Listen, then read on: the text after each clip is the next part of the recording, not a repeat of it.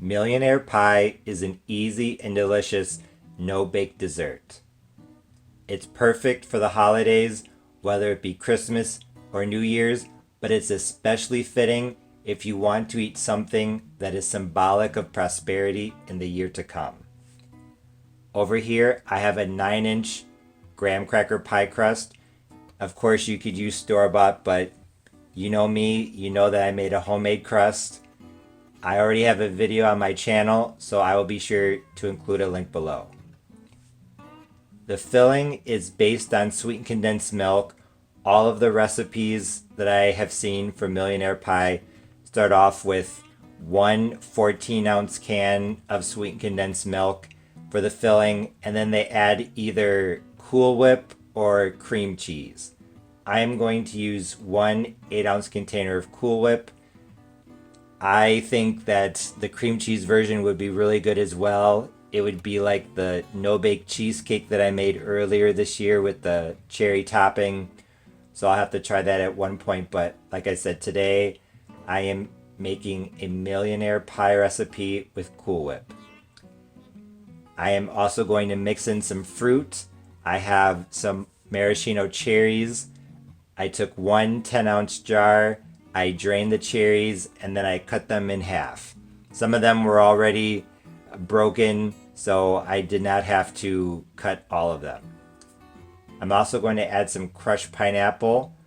Almost all of the recipes say to add one 15.25 ounce can of crushed pineapple drained.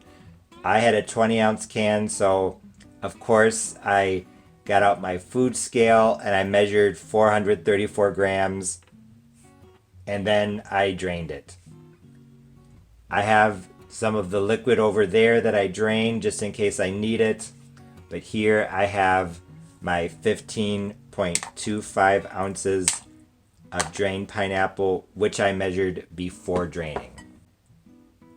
I am going to add some lemon juice, 5 tablespoons, 1/3 of a cup, 80 grams, and 1 tablespoon of the maraschino cherry juice. The cherry juice is for more flavor, but the lemon juice is so that this pie will hold its shape. The acidity of the lemon juice is going to react with the dairy in the sweetened condensed milk. So just like my no-bake cheesecake from earlier this year, it is going to firm up once the dairy comes in contact with the lemon juice, and I will be able to cut and serve the pie. I'm also going to add some nuts and coconut.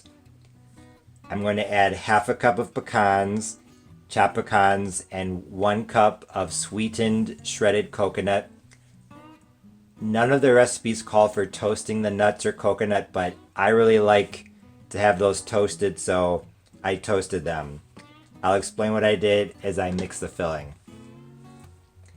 So all I have to literally do, since my pie crust is already made, is literally just dump everything into this bowl and combine. For the pecans, I put them in a 350-degree oven for 3 minutes. Then I took them out and I stirred them and I put them back in for another 3 minutes.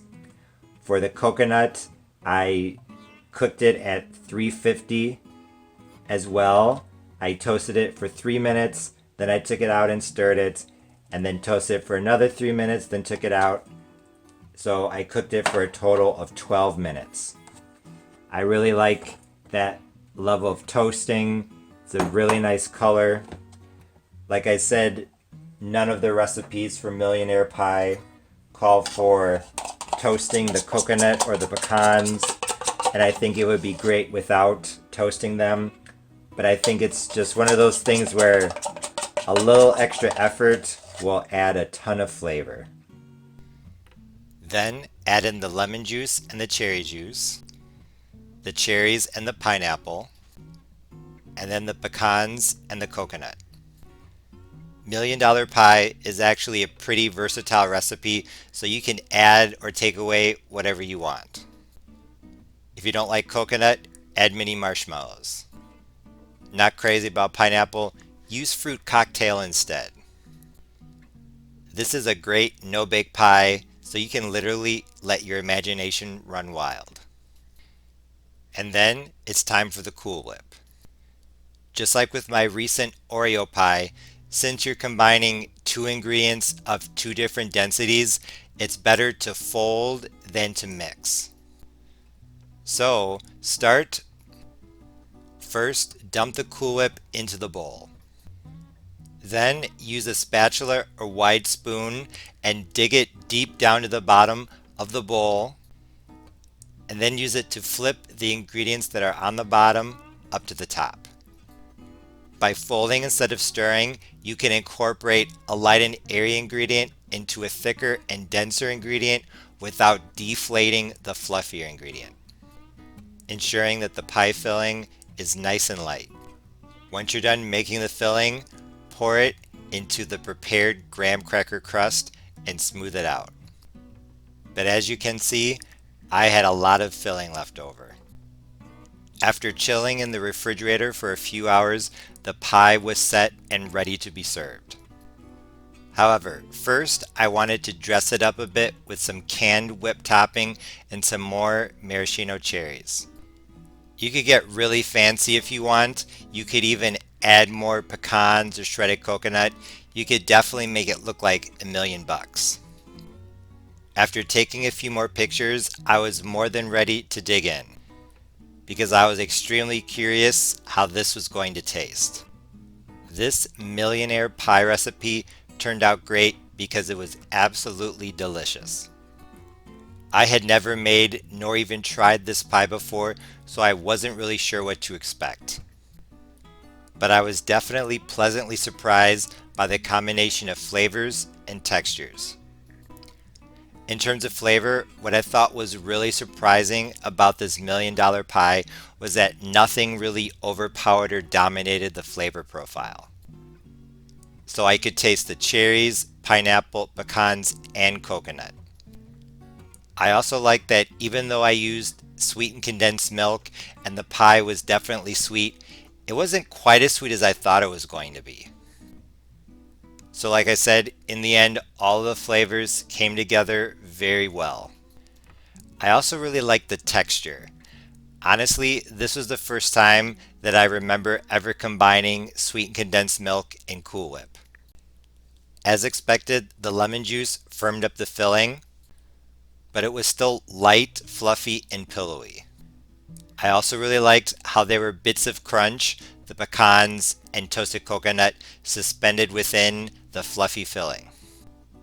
Another thing that I really liked about this Millionaire Pie recipe was the color. Even though I originally wanted a filling that was a little bit darker red, I think that the pale pink color was very nice. In regards to the history of Millionaire Pie, there are a few stories as to how it got its name.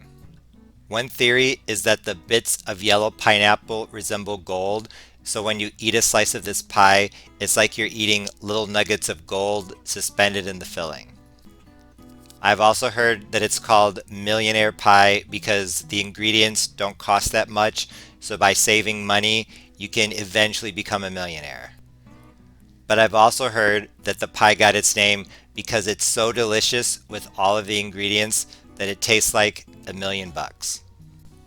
Although I'm not sure which story is true, I do know that learning how to make this Millionaire Pie recipe is really easy.